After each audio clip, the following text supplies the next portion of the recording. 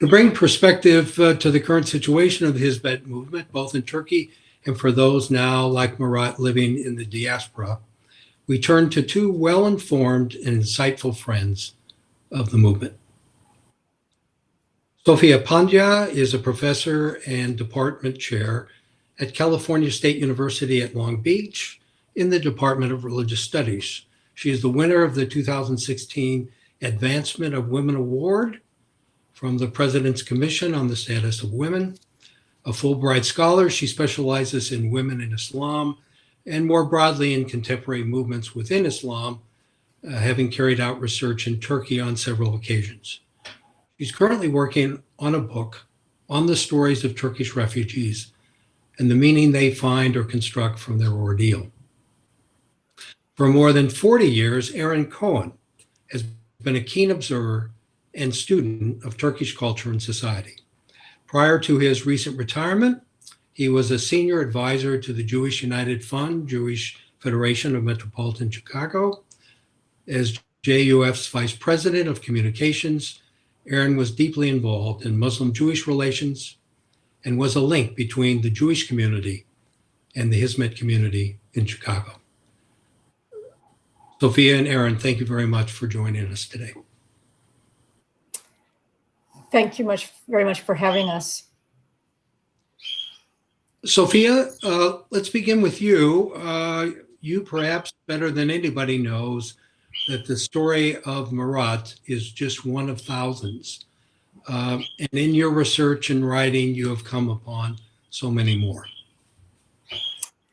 That's true, Dirk, and I want to thank you for your kind introduction and also thank Mr. Ali Yurtsever and Huddled Masses for having me on. During the summers of 2018 and 2019, I went to Greece and interviewed dozens of refugees and asylum seekers and heard their stories. And their stories, like Murat's, are exceedingly painful. Sometimes I had to take, Advil just to get through the interview. I interviewed torture victims. I interviewed people that had been pushed back and beaten in the woods by some Greek corrupt officials. I interviewed, people who had been trying to leave Greece and had to, buy a ticket to leave and, go to the airport and try to leave, on up to 20 different times, and each time not allowed to leave because they were using a fake passport, not allowed to start their new lives. So Murat's story is one of many stories that I've heard, and all of these stories are extremely painful to hear, and they reflect the injustice that is happening right now in Turkey. Turkey is known for harboring refugees from Syria, and in fact, there's about 4 million refugees there. And what people don't really realize is that, in fact, the Turkish government is creating refugees. So after the July 15, 2016 attempted coup in Turkey, President Erdogan lost no time in blaming the Hizmet movement and also others that he perceived as opposition.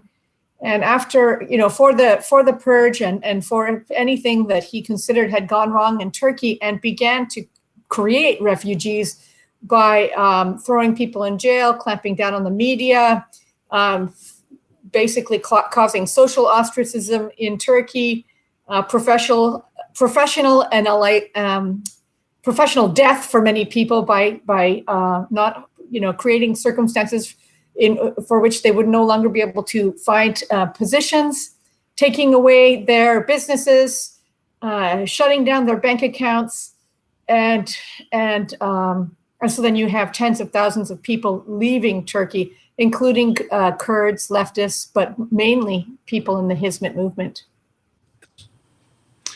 Aaron, the Hizmet movement has been characterized as a terrorist movement, that somehow people like Murat and his wife have been labeled as terrorists. How do you square that with the people you've known in the movement? Thank you very much, Dirk and Ali, for doing this work. In Judaism, we have the concept of tikkun olam, the repair of the world. In the phrase, you're not required to finish the work, but neither are you free to desist from it. In my experience, there are no people I know who embody that concept of repairing the world more so than the adherents of Hizmet, who I know. They are exemplars of values and action. So that when you look at the context of the alleged coup, which perhaps was a pretext for this purge, it's essential to understand that the people who were swept up in the blowback had been widely regarded within Turkey as the nation's best and brightest in so many fields of endeavor, which we've touched on: engineering, journalism, medicine, law, business, academia. The analogy I've used for friends as to what happened was as though someone had cut off their own right hand. I think so, perverted and perverse in a sense was Erdogan's jealousy and fear of the aspirations and values for creating such a civil society as they were creating. And I think it's easy to determine by anyone interested and who does even a little bit of research that justice was not served following this coup. In fact, as Murat's terribly painful story makes clear, here are people whose only quote unquote crime was to be inspired by a vision of Turkey and of humanity. And that vision should be seen in its true light. And that is people motivated to be the change you want to see. So my experience of people associated or who follow the teachings of Mr. Gulen, they are loving, generous, philanthropic, open-minded people of faith who are principally inspired to do good in the world. It doesn't mean that I see eye to eye with them on all matters of politics or religion, that I respect and admire them for their love of God, love of humanity, love of their homeland, and for the inspiring example that they set. Sophia, these folks now who have this certain kind of character face this terrible dilemma after the coup. Can you share with us some of the current strategies that the Turkish government is using to continue this purge 4 years after the attempted coup? Well, one way that the Turkish government is really neutralizing the movement in Turkey is by targeting women. And so there's a lot of human rights reports that state that women are being arrested right before or right after they give birth. And this is when they are at their most vulnerable. And because Turkey is a relatively patriarchal country, this is a way to hurt the whole community. If you take somebody's wife and put them in jail right before, they give birth, right after they give birth, you are less likely to agitate for any change or do anything political. I mean, it's just going to silence you. It's just going to neutralize you because your wife is giving birth and sometimes in jail. So this is one strategy. There are many such strategies. Another method is that the Turkish government has a very long arm and has begun to kidnap people outside of Turkey, even though this is extrajudicial, this is not legal. But I have friends in the United States that are afraid of being shoved into, the trunk of a car and being driven across the border to Mexico. Who would know? They would just disappear. In fact, I have friends who have told me that they have received such threats that they would just disappear. the Turkish government has also made it very difficult for people to, to actually to cross the river into Greece. There are some reports that say that certain Turkish,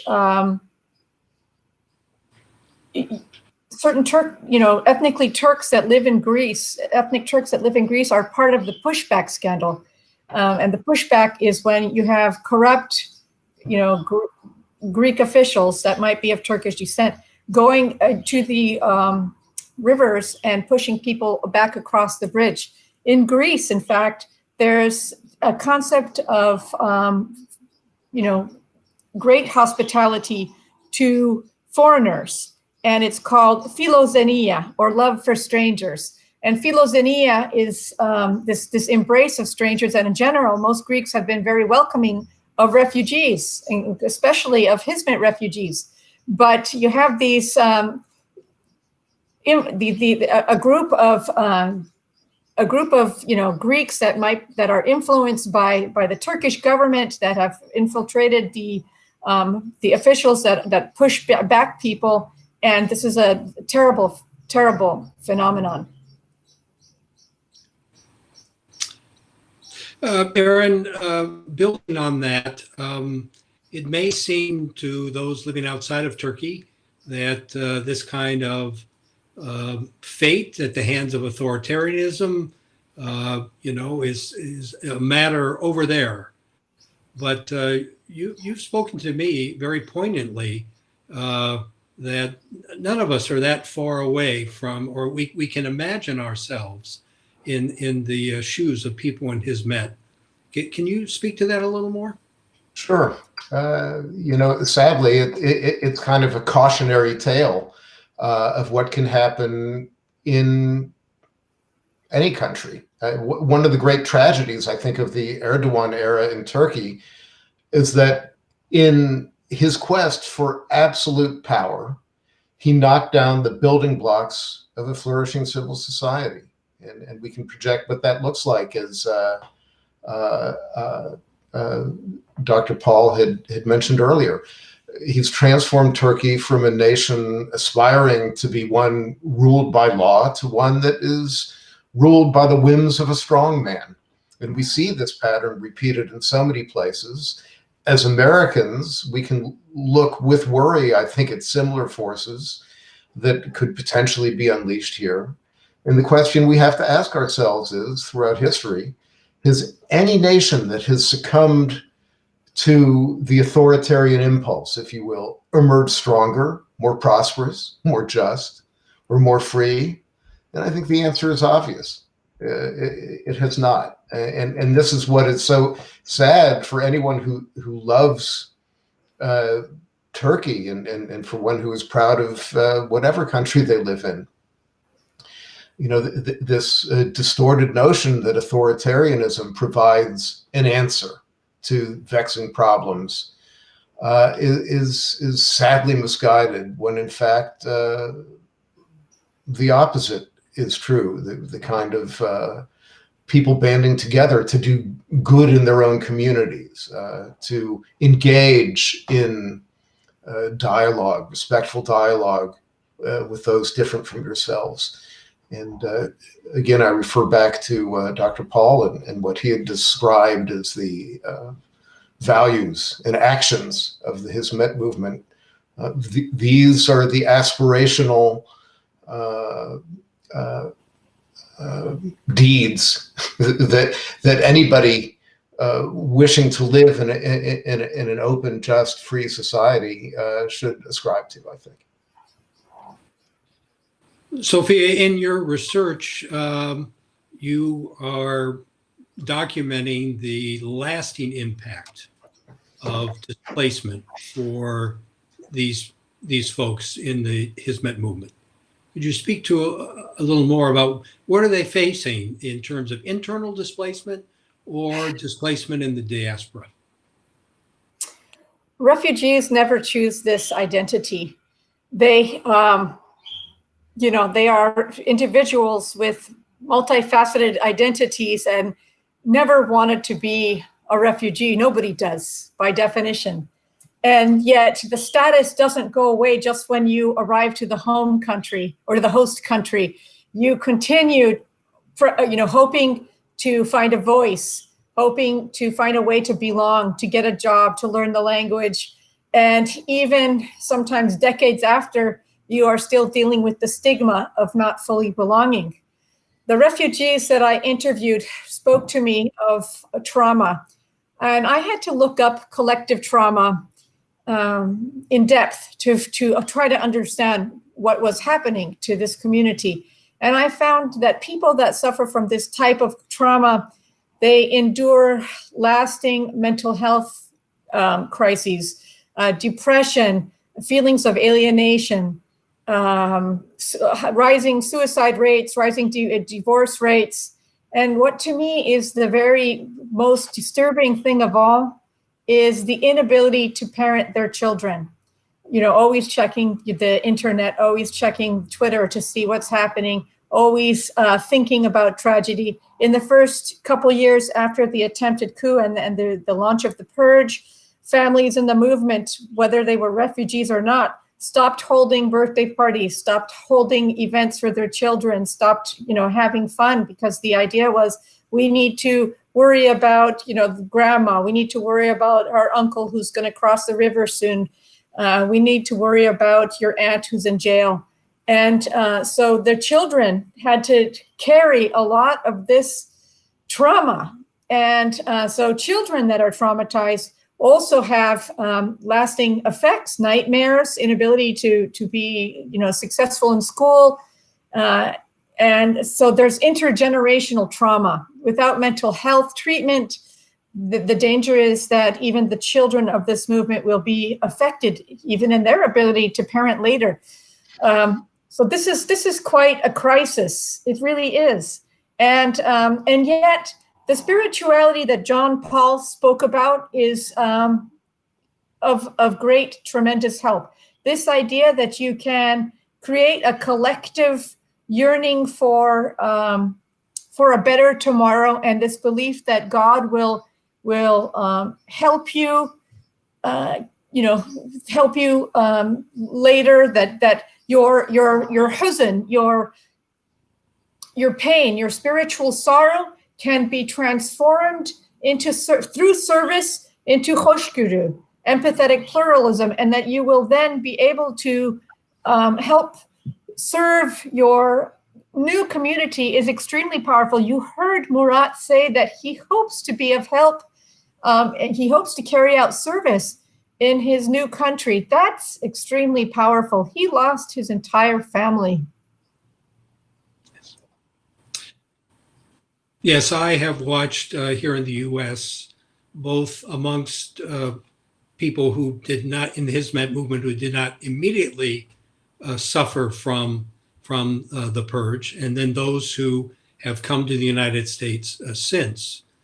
I've heard them wrestle with this dealing of their trauma, and yet not wanting to pass it on, and seeking both their collective solidarity with each other, but more importantly, to return to the mission that they had originally been called to as the source of healing. Oh, very extraordinary. And Murat epitomizes that. Aaron, let me ask you finally, those of us who are learning about this for the first time or have been friends of the movement for quite a while, we see the situation in Turkey. It's not unlike many situations around the world, and there is something called compassion fatigue. How do we deal with the relentless onslaught of this kind of suffering and tragedy, and how do we make sense of this in terms of our response to people in the Hizmet movement? Yeah, I face that question every time I look in the mirror, Dirk, in a sense.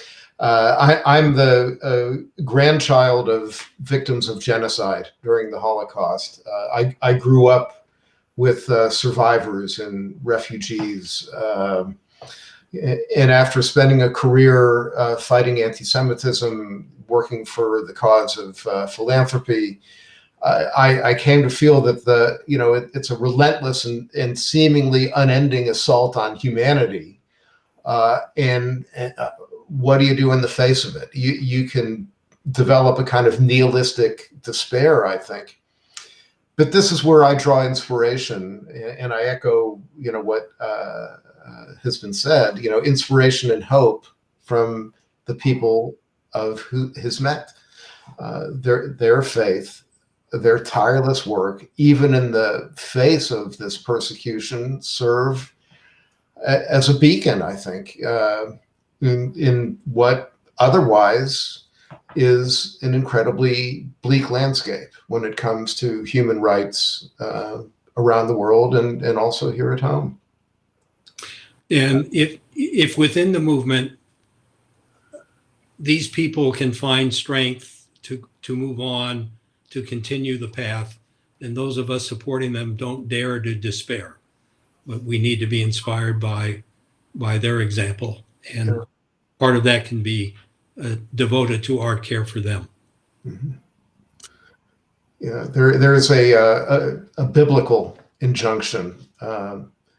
In Hebrew, it's al ta'amod al dam re'echa, do not stand idly by. And it's an easy phrase. It's a little harder to put it into practice, but when I've spoken to Dr. Yurtsever about this sort of thing, it's without that, we lose hope. And if you lose hope, you lose everything. Well, as we bring our program to a close today, I want to thank John Paul, Sophia Pandya, and Aaron Cohen. Of course, our hearts go out to Marat on his loss and to all those who have and are suffering today. But on this last note that Aaron pointed to of hope to our audience, I want to say there are things you can do. You can stay informed about the situation by visiting silenceturkey.org. You can make a financial contribution in support of those in the Hizmet movement and others like them by visiting Huddled Masses at huddlem.org. And I want to encourage you to seek out the local associations and organizations associated with the Hizmet movement and extend your care and support to those displaced people who make up the Hizmet diaspora.